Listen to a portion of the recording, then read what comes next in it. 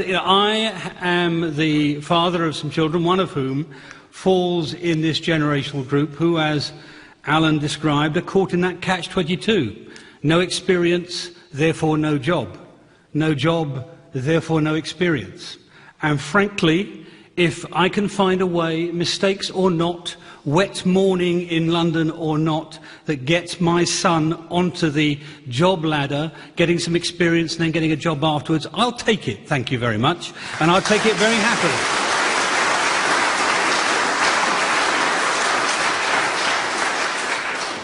We'll go to our next, please. Elizabeth Vose. In light of the criticism of the BBC's coverage of last weekend's Jubilee celebrations, has the BBC indeed lost the plot? Given that there were a whole set of events, are you thinking specifically of the river pageant or more generally? I'm thinking specifically of the river pageant and your tweet saying the BBC had lost the plot. You have to be very careful. I did not say the BBC had lost the plot. How would that be? I simply said I'm told by others, and asked whether the BBC had lost the plot. You put it into your case. Could you rest your case for a second, David Davis, while I bring in Salma Yaqub? Of course, there have been complaints. Many people watched it. In fact, the coverage was watched by millions of people and appreciated. But there were complaints that maybe it was too dumbed down, that people wanted to know the history behind some of the boats, and this was not relayed. And people are perfectly entitled to do that. Do I think that somehow the BBC should now be attacked forever on that? No. I think it's an institution that I certainly feel proud of. It's certainly the go-to station that I would go to for authoritative information. It's respected around the world for its independence. But of course, as with any institution, where improvements can be made, they should be made. Douglas Murray. No, I don't think it's lost the plot, but I don't think it was by any means its finest hour. I probably shouldn't say this on this show. I'll never be invited back. I simply turned over to Sky, and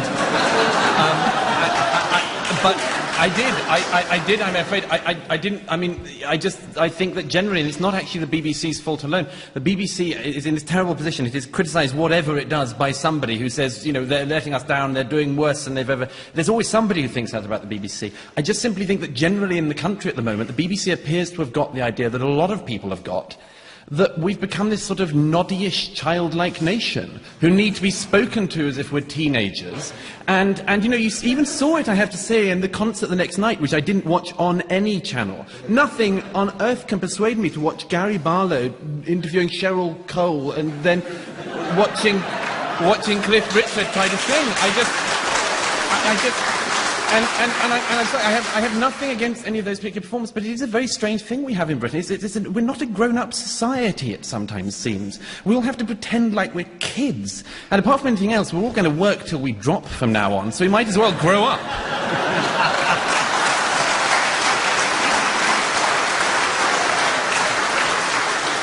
David Davis. I was watching actually from a rather privileged viewpoint in the House of Commons, but I had the BBC on behind me, and the first thought that struck me after watching about an hour of the BBC's rather desperate coverage was, where on earth are Dimbleby's when you need them?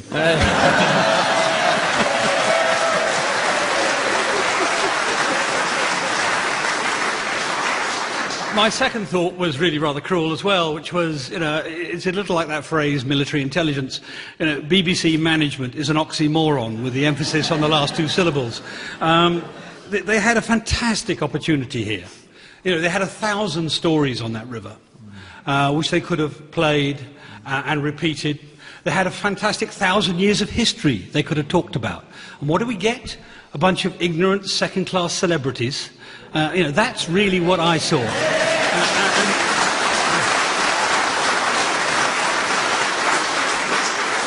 This was an occasion when our tradition, our history, should have been brought together by our greatest institution, the BBC, to make us proud of what we are. I'm afraid the royal family did us proud, the BBC did not.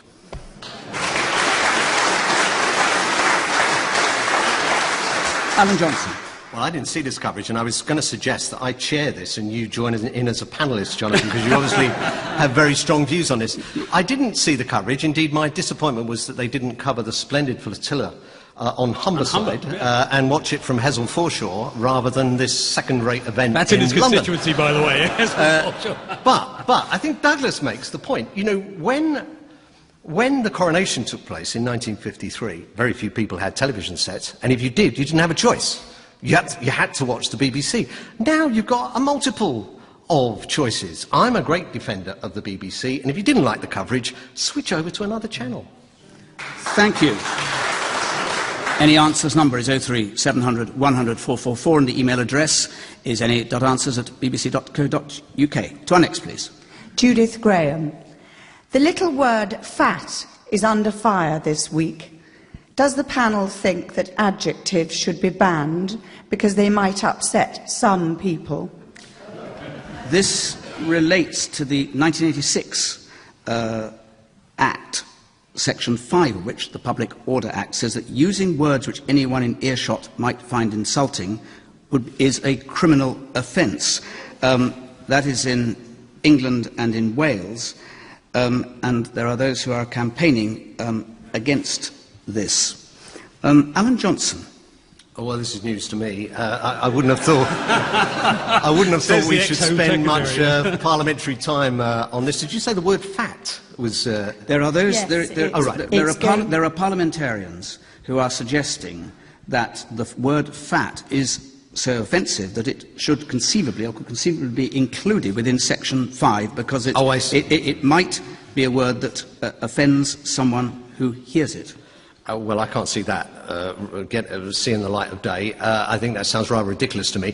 I think that if there is an issue here about obesity, and I suppose one of the issues about young people and children in particular, given that we have to tackle this scourge, which is actually the biggest health threat we face. You know, when the NHS was established, the problem was diseases like diphtheria, and if anything, malnutrition.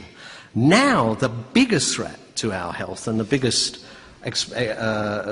problem for the NHS in coping with it is obesity. So I would think if it applies anywhere, then you should be very careful about allowing children to use these, to receive these phrases as if it's okay to bandy them around and take the opposite view to actually encouraging youngsters onto a proper diet, because there's many adults that need to give them show them an example on that. But I wouldn't change the law to include the word fat and suggest. I don't think, David, it's an unparliamentary term. I think I could call you on the floor of the House of Commons. I could call you fat. This is a specialist area for David Davis, so he can come to it. But there's no. What, being fatness is my specialist area? Section. I thought I is was referring to Section 5 of the Public Order Act of 1986, which has engaged your political attention.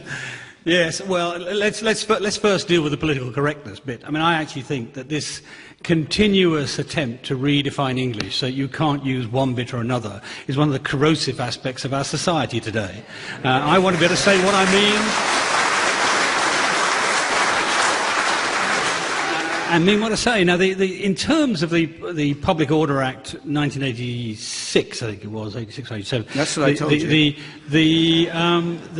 What Jonathan's referring to is a campaign we are running because it is, would you not believe it, a criminal offence to say something which is insulting to people. Now, Alan and I would never be able to talk to each other at all.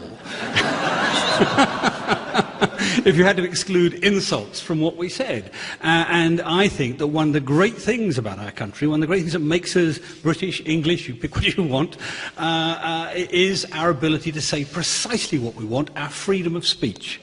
And it's one of the things that makes our country what it is, and when we do away with it, we will do away with the traditions that make us great. So I think it's a ridiculous idea, and we should just throw it out.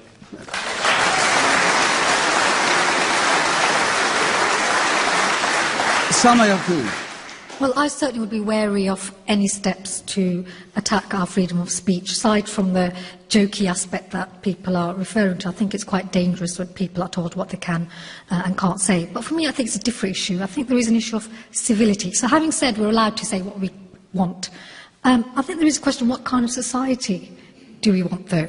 And of course, I would much rather have a society where our kids, the kind of thing that we just teach our children, be nice.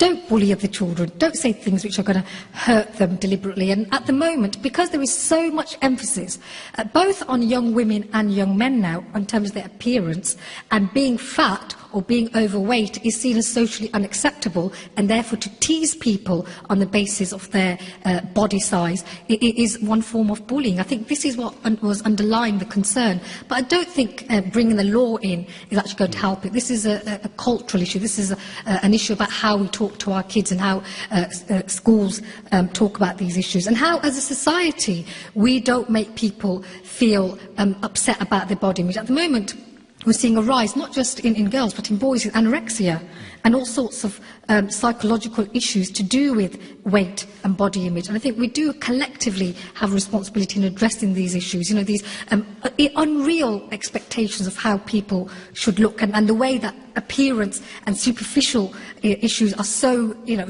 put up there, you know, rather than actually what really matters. But bringing in the kind of strong arm of the law, you know, telling people what they can and can't say, is certainly not the solution.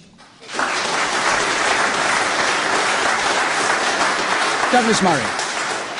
I agree, but this comes back slightly to the point I was trying to make before. Why do people make up rules for children and enforce them? Because children don't know how to behave. Why do we treat adults differently? Because adults should know how to behave.